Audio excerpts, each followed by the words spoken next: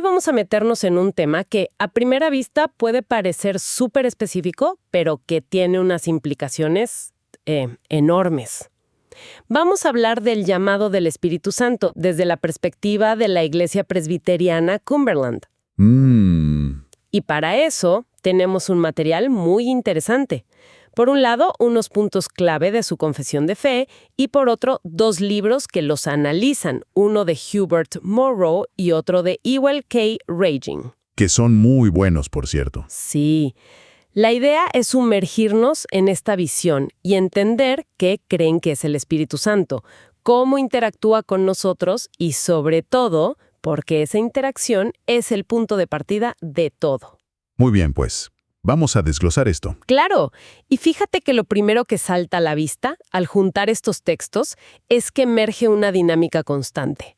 Es casi como un baile, ¿no? Entre la iniciativa de Dios y la libertad de respuesta de la persona. Ah, qué buena imagen. Es que no es una calle de un solo sentido. Y esa tensión, creo yo, es el motor de todo lo que vamos a conversar hoy. Entiendo. Entonces, el primer gran pilar, y esto me parece clave, es que todo el proceso arranca del lado de Dios, no del nuestro. Exacto. La confesión es muy directa. Dice algo como que el llamado viene antes que cualquier deseo, propósito o intención de la persona de querer acercarse a Cristo.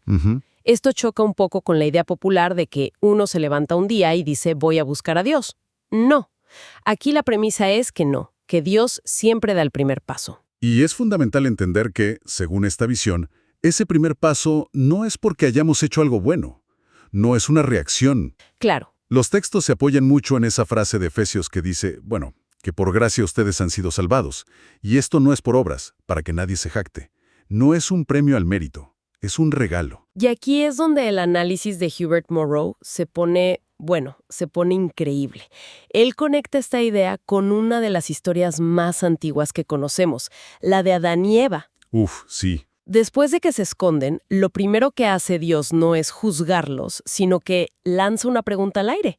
¿Dónde estás? Exacto, y el argumento de Morrow es que esa pregunta es mucho más profunda de lo que parece.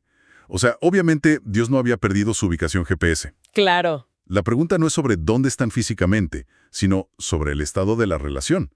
Es una pregunta que busca, que intenta reconectar. Para Morrow, este es el modelo que se repite una y otra vez. Un Dios que inicia, que busca, que llama. Es verdad, y lo vemos claramente después.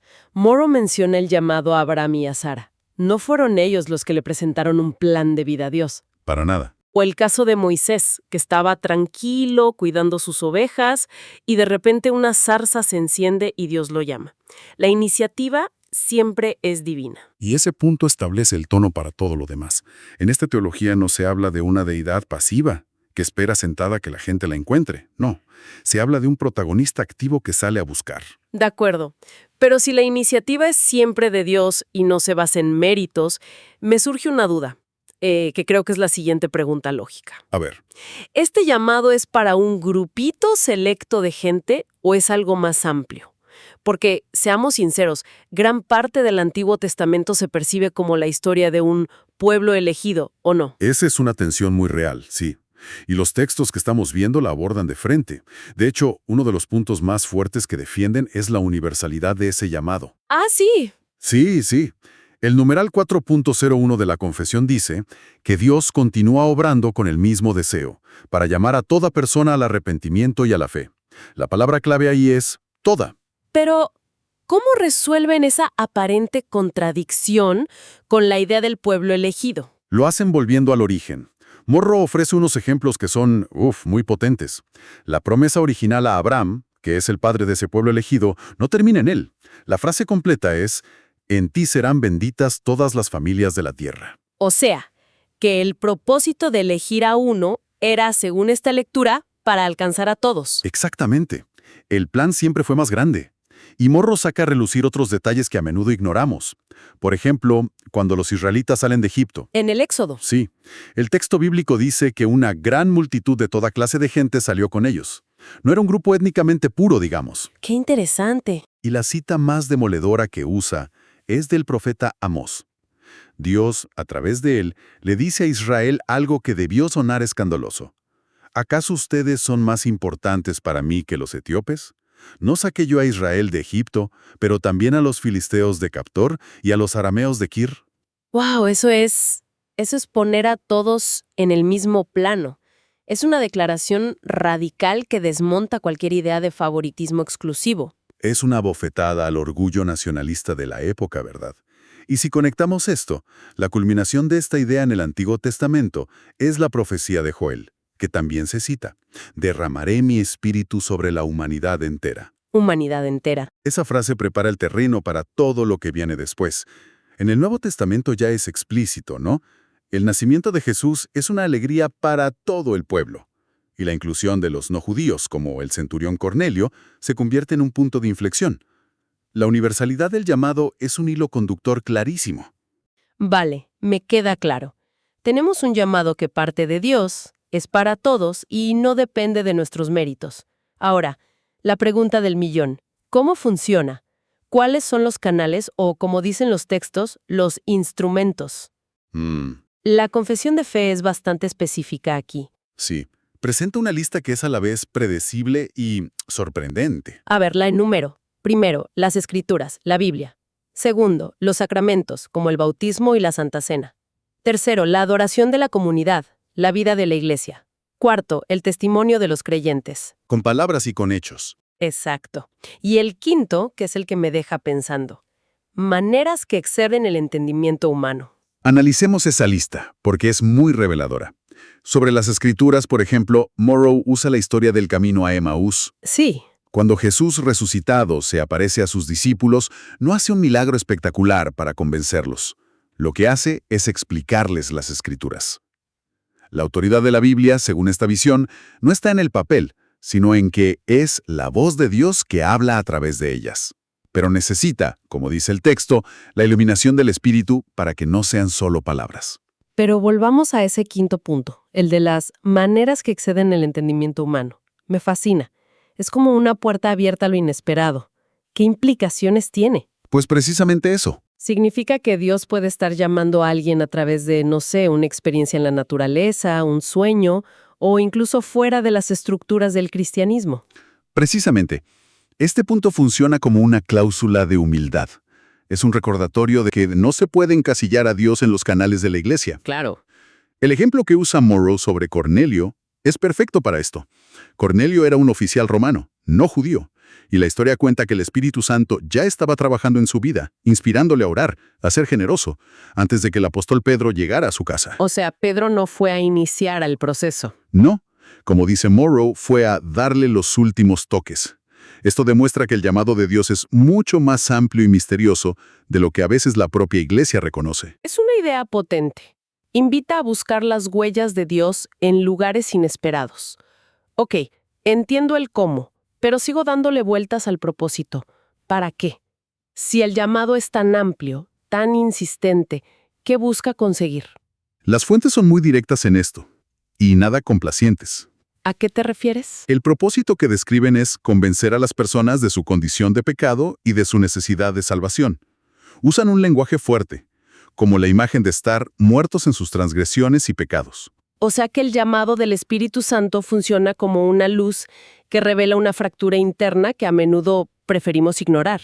Justo eso. Y aquí llegamos a la gran paradoja de todo este sistema, ¿verdad? Porque aunque el llamado es divino, universal, insistente, uno de los numerales de la confesión, el 4.04, afirma que las personas pueden resistir y rechazar este llamado. Exacto. No es un secuestro divino. Así que entra en juego la libertad humana. Hay una elección. Y el problema de fondo, según lo describe Morrow, es una rebelión humana que se basa en la ilusión de que podemos ser autosuficientes. Esa idea de que yo me basto y me sobro, que no necesito a nadie, ni siquiera a Dios. Y para ilustrar la profundidad de esa resistencia, Morrow usa una analogía que me pareció brutalmente honesta. Es muy poderosa, sí. Compara la resistencia espiritual con la negación de una persona que sufre de alcoholismo. ¡Uf, qué fuerte! Es que un elemento central de la adicción es la incapacidad para admitir que se ha perdido el control, ¿no? La persona insiste en que lo controla, cuando todo apunta a lo contrario. Claro. De forma similar, Morrow argumenta que la resistencia a Dios no es simple terquedad, sino una negación profunda de nuestra propia fragilidad. Es una analogía fuerte porque cambia la perspectiva. No se trata de gente mala que no quiere a Dios, sino de gente atrapada en un mecanismo de autoprotección. Precisamente. Y estos textos contrastan esa resistencia humana con lo que describen como la persistencia de Dios. Un amor que se niega a rendirse, que busca incansablemente romper esa barrera, no imponiendo sino persuadiendo. Hasta ahora hemos hablado mucho del qué hace el Espíritu Santo. Llama, convence, ilumina. Pero el otro texto que tenemos, el de Ewell K. Reagan, da un giro. Él dice que quizá nos estamos haciendo la pregunta equivocada. Sí, él se enfoca no en lo que el Espíritu hace, sino en lo que es. Y ese cambio de enfoque lo cambia todo a nivel práctico. Totalmente. Reagan plantó una disyuntiva muy clara. Dice que si vemos al Espíritu Santo como una fuerza impersonal, como una especie de energía cósmica, la pregunta que lógicamente nos hacemos es, ¿cómo puedo obtener más de esa fuerza? Para mi provecho, para mis proyectos. Es una pregunta centrada en el yo. Pero fíjate cómo se invierte la pregunta si cambias la premisa. Reagan dice, si entiendes que el Espíritu Santo es una persona divina, la pregunta se transforma por completo. ¿Y se convierte en? ¿Cómo puede el Espíritu Santo tener más de mí? El foco se mueve del uso al servicio, de la adquisición a la entrega. Y el argumento es que esta visión fomenta la humildad. Si tienes una fuerza, puedes sentirte orgullosa de cuánta has acumulado. Pero si te relacionas con una persona, la entrega es la única respuesta lógica. Y para sostener esta idea, Reagan va a la Biblia y busca atributos de personalidad en las descripciones del Espíritu. Menciona, por ejemplo, que tiene voluntad. ¿Voluntad? Sí, cita un pasaje de 1 Corintios que dice que el Espíritu reparte dones a cada uno según Él lo determina. No es una fuerza que dirigimos, es un ser con capacidad de decisión. También menciona la inteligencia, citando Romanos, donde se habla de la intención del Espíritu. Y el amor, de otro pasaje que se refiere al amor del Espíritu. Son cosas que no asociarías con una fuerza abstracta. Pero la característica más conmovedora, y la que Rein usa como argumento final, es la capacidad de entristecerse. Ah, claro. Hay un versículo en Efesios que dice, no entristezcan al Espíritu Santo de Dios. Y Rein lanza la pregunta, ¿se puede entristecer a la electricidad? ¿A la gravedad? No. No. Solo una persona con capacidad de sentir y amar puede entristecerse. Y esta idea transforma la relación con Dios de algo utilitario a algo profundamente personal. Muy bien. Hagamos un balance. Hemos explorado una visión donde un Espíritu Santo, entendido no como una fuerza, sino como una persona, inicia un llamado universal por pura gracia. Sin que nadie lo merezca. Exacto. Este llamado usa múltiples canales, desde los más formales como la Iglesia, hasta formas misteriosas, todo con el fin de mostrarnos una necesidad profunda que tenemos. Y hay que añadir el elemento crucial de la respuesta. Este llamado, por muy persistente que sea, puede ser rechazado. Pero para quienes responden, el resultado no se describe como un simple cambio de opinión. No, para nada. Se describe con la palabra más fuerte posible. Un milagro. Una resurrección de entre los muertos. Creo que el ejemplo de John Newton, el autor del himno Sublime Gracia, que Morrow relata en su libro, es la encarnación perfecta de todo esto. Totalmente. Newton era un traficante de esclavos, una vida que él mismo describió como depravada. Él no se veía a sí mismo como alguien que un día decidió buscar a Dios. Su testimonio es el de una persona ciega que fue hecha ver. Una persona perdida que fue encontrada. Justo. La frase clave de su himno es, fui ciego y ahora veo. No dice, decidí abrir los ojos. La acción recae sobre la gracia que lo encontró a él.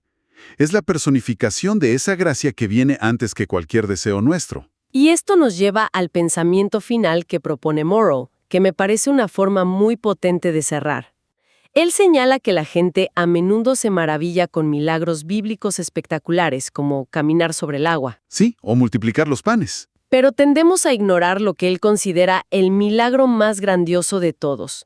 Y ese milagro es la resurrección a una vida nueva de una persona que estaba espiritualmente muerta y esclavizada. Lo que nos deja con una pregunta final, casi una provocación, para quien nos escucha. Si tomamos en serio esta perspectiva, ¿qué significaría ver la transformación personal, la nuestra o la de otros, no como un proyecto de superación basado en la fuerza de voluntad? Sino como un milagro de la misma magnitud que los eventos más dramáticos que leemos en las Escrituras?